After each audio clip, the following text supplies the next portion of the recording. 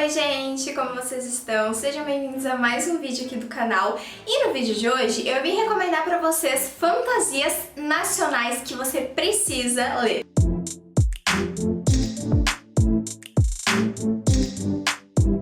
Fantasia é o meu gênero favorito e uma das minhas metas para 2022 era ler mais livros nacionais, inclusive livros de fantasia, e consegui bater essa meta. E eu também já li um livro de fantasia esse ano, gente, 2023 mal começou, e eu já tô aqui prestigiando a escrita brasileira, porque olha, o que a gente mais tem no Brasil é autores sensacionais. Tem tanto livro bom nacional e tanta história incrível, tanta fantasia, romance e tudo mais, que valem a pena serem apreciados. E por isso eu vim recomendar aqui pra vocês algumas fantasias que eu li, selo de aprovadas, entendeu? Que são muito boas e que assim, são 100% nacionais, valem muito a pena a leitura, não só pra você apoiar autores nacionais, mas também pra conhecer outras histórias, outros estilos de escrita. E né, gente, lá na gringa parece que tá tudo sempre virando a mesma coisa, todas as histórias estão muito parecidas, então vamos apreciar um pouquinho a nossa cultura brasileira e essas fantasias que com certeza são bem diferentes de tudo que você já viu. E o primeiro livro dessa lista não poderia ser outro que não, gente, Luzes do Norte, da autora Juliana Domingues. Esse livro aqui já é muito conhecido e é muito famoso, eu sei aí que uma boa parte de vocês talvez até já tenha lido, mas eu preciso recomendar esse livro porque que história maravilhosa. Ele ficou um tempinho encalhado na minha estante, confesso pra vocês, mas olha, que arrependimento de não ter lido esse livro antes, porque ele é muito bom, sabe? Toda a história, todo o universo construído e principalmente as personagens principais são o grande charme dessa obra. A nossa protagonista é a Dmítria, que é uma caçadora que vai receber uma missão muito importante, talvez a missão mais importante da sua vida, que é proteger a Aurora, que é a filha de um grande comerciante ali da região, do lugar onde eles moram. E a Aurora, ela assim, não tá precisando exatamente de proteção, sabe? Na verdade, a Dmítria vai começar sendo mais uma guarda-costas ali, uma chefe da guarda da Aurora, mas muitas coisas vão começar a acontecer e elas vão começar a correr perigo de verdade, e aí a Dmítria vai ter que proteger a qualquer custo essa garota, até porque ela tá sentindo ali, né, começando a sentir uma certa atração, tá nascendo um sentimento, e aí proteger a Aurora, na verdade, não vai mais ser só uma obrigação da Dmítria. Ela vai querer proteger a Aurora porque, de fato, ela gosta dela, e aí, né, gente, já viu? Tem aquele romance, aquela pitadinha de romance que todo mundo gosta, porque pra mim, fantasia, tem que ter um bom romance ali no final, né, pelo menos acontecendo de plano de fundo, e Luzes do Norte entrega exatamente isso pra gente, sabe? É uma fantasia muito bem construída, com um universo bem interessante, apesar de alguns elementos já serem conhecidos de outras obras aí, né, de fantasia desse gênero, ainda assim a autora ela consegue trazer uma coisa inovadora pra gente. Eu acho que o casal principal tem um desenvolvimento ótimo, eu adoro a relação delas e principalmente os diálogos. Eu acho que a autora mandou muito bem nas conversas, assim, né, nos diálogos e tudo mais, é algo que eu conseguia de fato imaginar aquilo, sabe?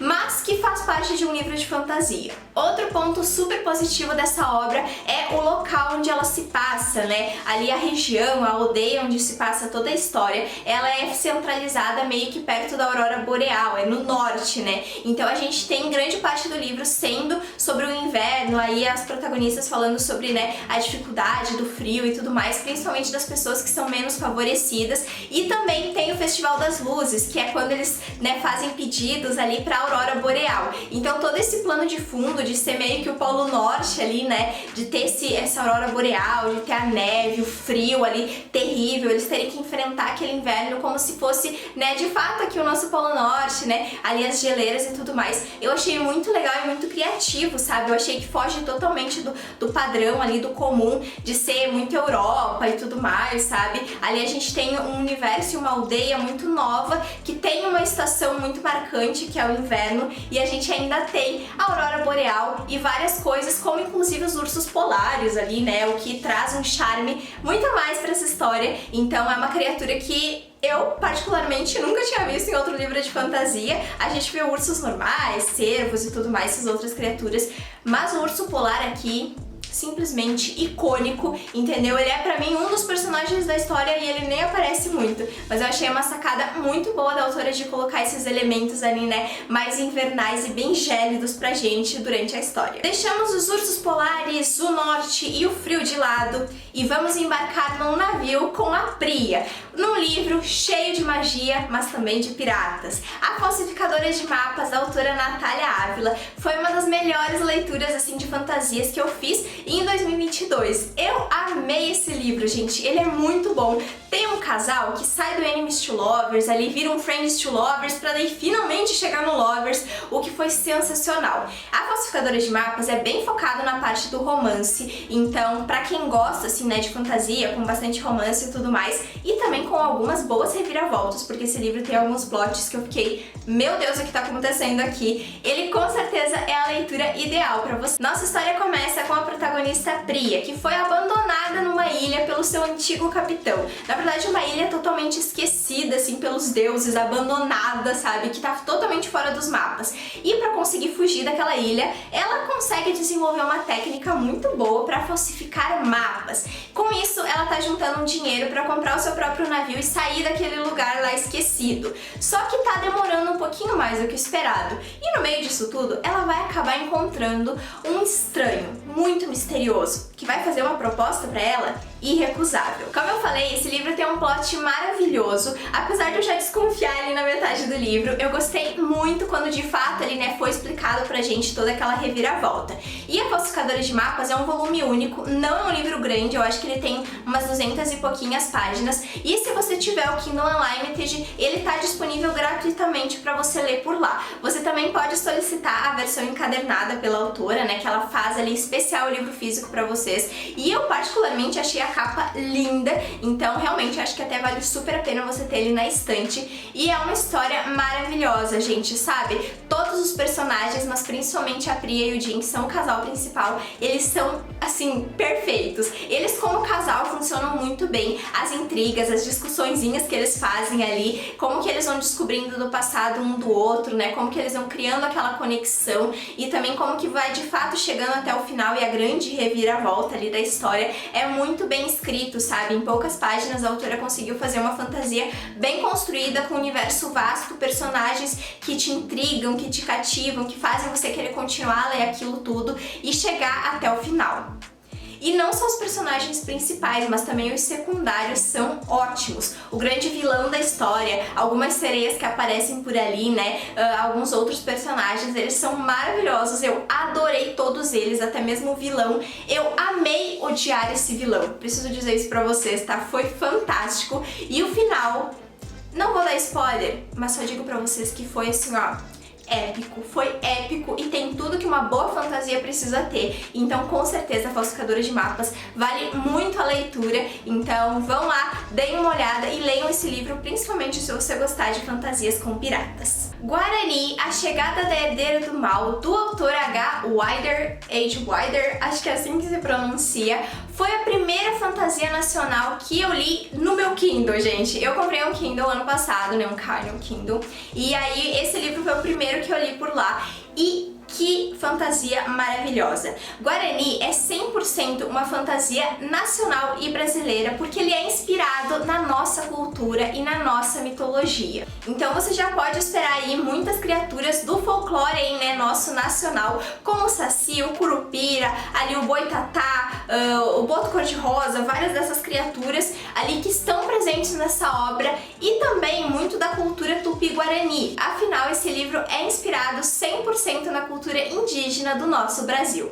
Eu preciso dizer pra vocês que foi até emocionante pra mim ler um livro de fantasia que representasse a nossa cultura, a cultura indígena também. Porque esse livro, ele é bem escrito, ele tem uma história e personagens interessantes, mas eu acho que o grande ponto alto dele é de fato a cultura indígena que nos é apresentada. Os deuses indígenas ali, né, da cultura do povo tupi-guarani, a maneira como eles são retratados ali, todo o cuidado que o autor teve de procurar um pouquinho mais da cultura, colocar até mesmo palavras palavras na língua tupi-guarani ali pra você entender e saber de fato, né? Você entra e é imerso em toda aquela cultura, em toda essa mitologia, e foi o que mais me conquistou nessa história, gente, porque é lindo, sabe? O Brasil tem uma cultura tão rica, de norte a sul, a gente tem tantas culturas ricas e diferentes uma da outra, mas eu acho que principalmente o que faz parte da nossa história e das nossas raízes é a cultura indígena. E eu acho que esse livro, ele tratou isso muito bem e representou de uma maneira tão bonita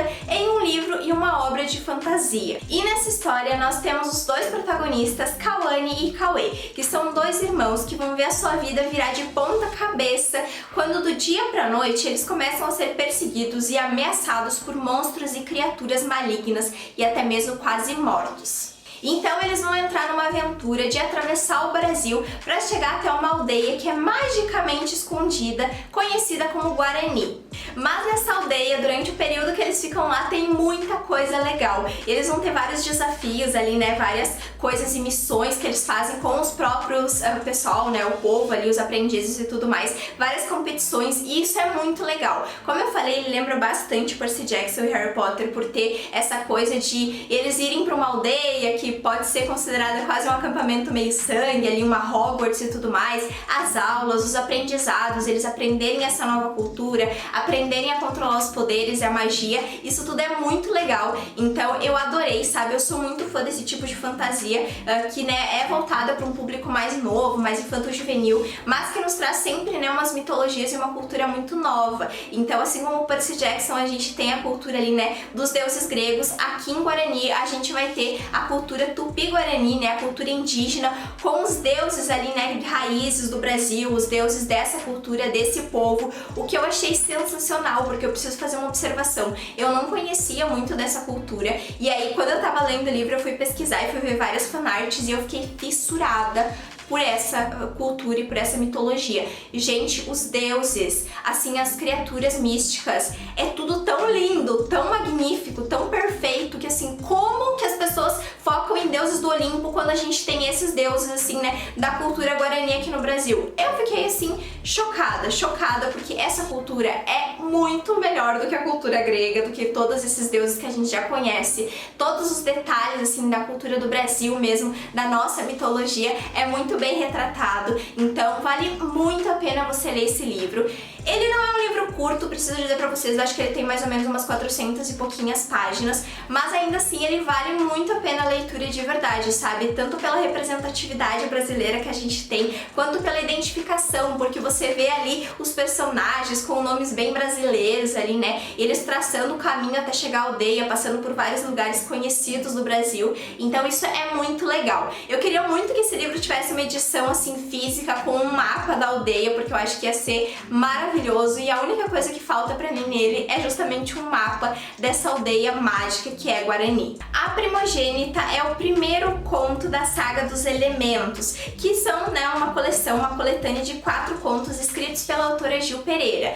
Esse primeiro livro, na verdade a saga inteira, porque eu já li os 3 livros, o 4º ainda não lançou, mas eu preciso recomendar essa saga pra vocês, principalmente o primeiro livro, porque é simplesmente icônico, é esplêndido, é magnífico essa obra.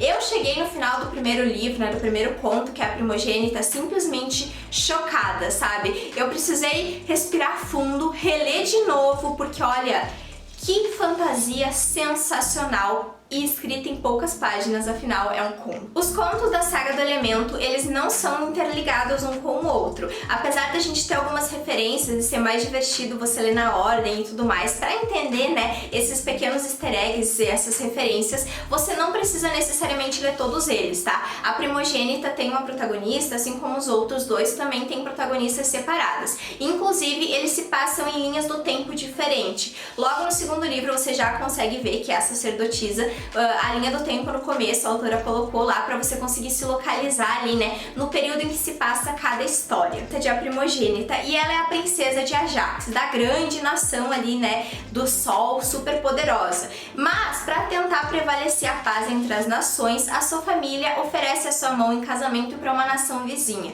E agora a Nair vai ter que lidar totalmente sozinha e solitária com essa questão de será que ela vai se casar, se ela continua sendo noiva, ou se ela foge e deixa tudo pra trás, se ela salva o seu reino, a sua nação e a sua família, e tudo que ela vai ter que enfrentar, além do desprezo explícito da família real da qual ela vai fazer parte se casar. É uma história e uma narrativa cheia de intrigas, cheia de coisas e traições de realeza, uma disputa pela coroa, disputa pelo poder, mas também muita magia, principalmente pela Nair. A gente tem uma narrativa fantástica, gente. A autora, ela é maravilhosa, a escrita dela é muito boa, sabe? Ela te prende logo nas primeiras páginas, assim, na verdade, nas primeiras linhas eu já tava completamente obcecada.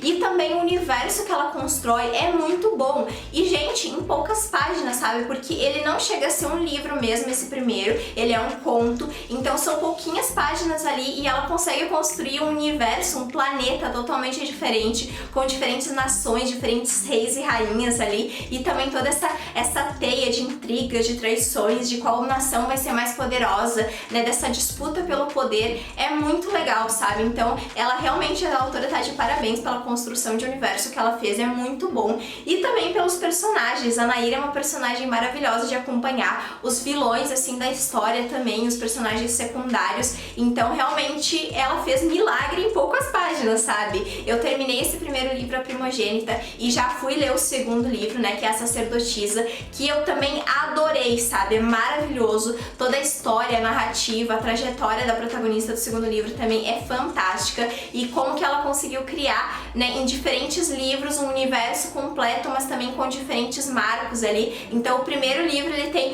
uma cultura 100% voltada ali, né, pro elemento do fogo, do sol e tudo mais, enquanto já o segundo livro é voltado pra terra. Então assim, gente, de verdade vale muito a pena a leitura dessa saga, ela é maravilhosa, os livros não são grandes, então olha, fantástico, eu acho que foi uma das melhores fantasias nacionais que eu li, porque a autora conseguiu fazer maravilhas em tão pouco tempo, em tão poucas páginas, trazer personagens assim que te cativam, num universo muito bem explorado, muito bem construído, com uma magia 100% assim original, sabe? Eu acho que essa é a palavra, é uma história 100% original. Então eu amei essa saga dos elementos, eu precisava recomendá-la aqui pra vocês. E se você tiver o Kindle Unlimited, ele também tá disponível pra ler gratuitamente os 3 livros, ou seja, você não paga nada aí pra ler essas 3 histórias. E esse foi o vídeo de hoje, gente. Eu espero muito que vocês tenham gostado, que tenham curtido pelo menos alguma dessas recomendações e que vão lá ler e apreciar essas fantasias nacionais, porque olha, de coração mesmo, tô falando aqui como leitora, isso aqui não é público pra nenhum dos autores, tá, gente? Eu tô recomendando de coração mesmo, que foram leituras fantásticas, maravilhosas, e realmente vale muito a pena serem lidos, sabe? Eu acho que não só pra gente apoiar mais autores nacionais, né, brasileiros, que escrevam mais histórias tão boas quanto essas, mas também porque a gente conhece um pouco mais a nossa cultura, né? Em vários ali livros como Guarani a gente tem muito da cultura brasileira e também, né, da cultura de propriamente a criação dos autores, né? A gente vê como a visão do brasileiro é diferente da visão dos autores gringos e tudo mais, e isso é muito legal, sabe? Então eu espero que vocês tenham gostado das recomendações. Vão lá, leiam esses livros, como eu falei aí, se você tem o Kindle Unlimited, você consegue ler 3 deles aqui tranquilamente, gratuito, e Luzes do Norte tá sempre em promoção, não é um livro caro, então todos eles valem muito a pena o investimento e o tempo de leitura. Então é isso, gente, eu espero que vocês tenham gostado do vídeo. Até o... aliás, não esqueça de deixar o like, se inscreve aqui no canal se ainda não é inscrito. Comenta aqui embaixo qual foi o último livro nacional que você leu, que eu quero saber, tá? Comenta aqui que eu tô de olho se vocês estão lendo livros de autores nacionais ou não, tá? Então comenta aqui, não esquece de ativar as notificações, compartilha com os amigos. E agora sim, até o próximo vídeo e tchau!